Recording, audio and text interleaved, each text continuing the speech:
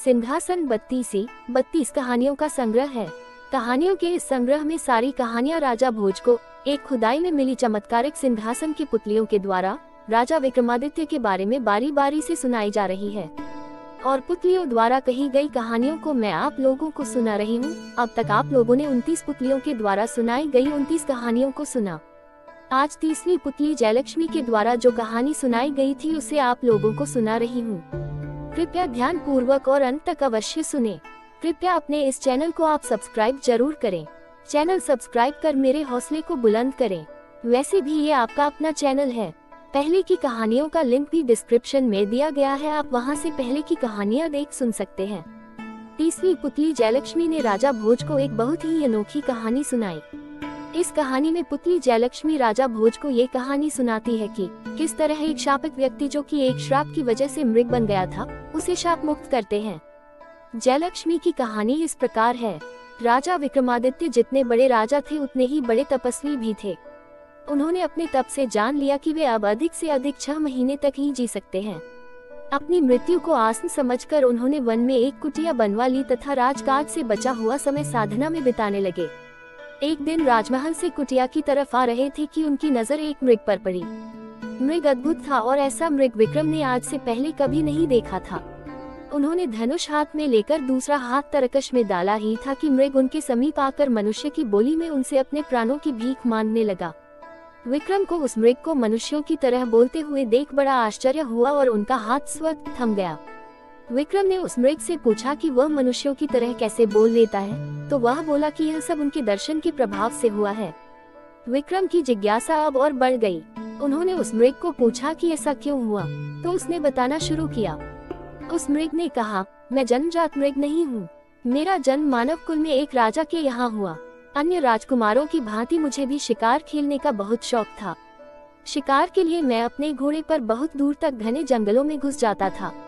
एक दिन मुझे कुछ दूरी पर मृग होने का आभास हुआ और मैंने आवाज को लक्ष्य करके एक बाण चलाया। दरअसल वह आवाज एक साधनारत योगी की थी जो बहुत धीमे स्वर में मंत्रोच्चार कर रहे थे। तीर उसे तो नहीं लगा, पर उसकी कनपटी को छूता हुआ पूरे वेग से एक वृक्ष के तने में घुस गया। मैं अपने शिकार को खोजते खोजते वहां तक पहुंचा तो पता चला मुझसे कैसा अनिष्ट होने से बच गया। योगी की साधना में विघ्न पड़ा था, इसलिए वह काफी क्रुद्ध हो गए थे। उसने जब मुझे अपने सामने खड़ा पाया तो समझ गए कि वह बाण मैंने चलाया था। उसने लाल आंखों से घूरते हुए मुझे श्राप दे दिया। उसने कहा, ओ मृग का शिकार पसंद करने वाले मूर्ख युवक, आज से तू खुद मृग बन जा। आज के बाद से आखेटकों से अपने प्राणों की रक्षा करता रह, अपने प्राणों की भीख मांगता रह। उसने श्राप इतनी जल्दी दे दिया कि मुझे अपनी सफाई में कुछ कहने का मौका ही नहीं मिला। श्राप की कल्पना से ही मैं भय से सिहर उठा। मैं योगी के पैरों पर गिर पड़ा तथा उससे श्राप मुक्त करने की प्रार्थना करने लगा। मैंने रो रो कर उससे कहा कि उसकी साधना में विघ्न उत्पन्न करने का मेरा कोई इरादा नहीं था और यह सब अनजाने में मुझसे हो गया। मेरी आंखों में पश्चाताप के आंसू देखकर उस योगी को दया आ गई। उसने मुझसे कहा कि श्राप वापस तो नहीं लिया जा सकता, लेकिन वह उस श्राप के प्रभाव को सीमित जरूर कर सकता है। मैंने कहा कि जितना अधिक संभव है उतना वह श्राप का प्रभाव कम कर दे, तो उसने कहा, तुम मृग बनकर तब तक भटकते रहोगे जब तक महान यशस्वी राजा विक्रमादित्य के दर्शन नहीं हो जाएं। विक्रमादित्य के दर्शन से ही तुम मनुष्यों की भांति बोलना शुरू कर दोगे। विक्रम को अब जिज्ञासा हुई कि वह मनुष्यों की भांति बोल तो रहा है मगर मनुष्य में परिवर्तित नहीं हुआ है। उन्होंने उससे पूछा, तुम्हें मृग रूप से कब मुक्ति मिलेगी, तब तुम अपने वास्तविक रूप को प्राप्त करोगे। वह श्रापित राजकुमार बोला, इससे भी मुझे मुक्ति बहुत शीघ्र मिल जाएगी। उस योगी के कथनानुसार मैं अगर आपको साथ लेकर उसके पास जाऊं तो मेरा वास्तविक रूप मुझे तुरंत ही वापस मिल जाएगा। विक्रम खुश थी कि उनके हाथ से शापग्रस्त राजकुमार की हत्या नहीं हुई, अन्यथा उन्हें निरपराध मनुष्य की हत्या का पाप लग जाता और वे ग्लानि तथा पश्चाताप की आग में जल रहे होते। उन्होंने मृग रूपी राजकुमार से पूछा, क्या तुम्हें उस योगी के निवास के बारे में कुछ पता है? क्या तुम मुझे उसके पास लेकर चल सकते हो? उस राजकुमार ने कहा, हाँ, मैं आपको उसकी कुटिया तक अभी ले चल सकता हूँ। संयोग से वह योगी अभी भी इसी जंगल में थोड़ी दूर पर साधना कर रहा है। वह मृग आगे आगे चला और विक्रम उसका अनुसरण करते करते चलते रहे।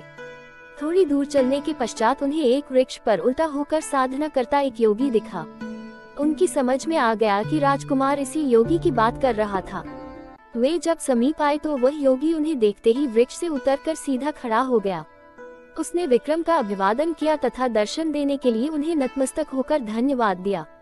विक्रम समझ गए कि वह योगी उनकी ही प्रतीक्षा कर रहा था, लेकिन उन्हें जिज्ञासा हुई कि वह उनकी प्रतीक्षा क्यों कर रहा था।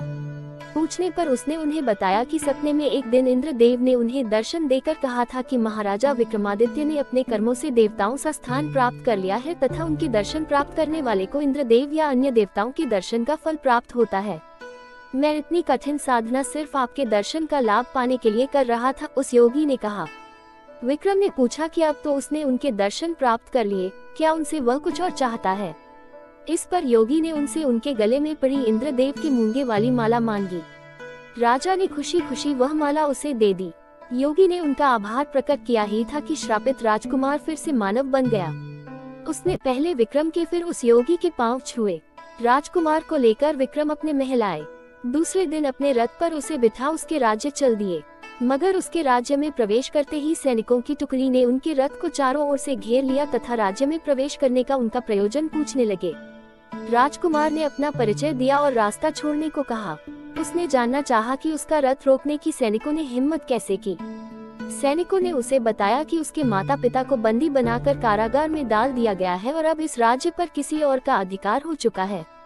चूंकि राज्य पर अधिकार करते वक्त राजकुमार का कुछ पता नहीं चला, इसलिए चारों तरफ गुप्तचर उसकी तलाश में फैला दिए गए थे। अब उसके खुद हाजिर होने से नए शासक का मार्ग और प्रशस्त हो गया है।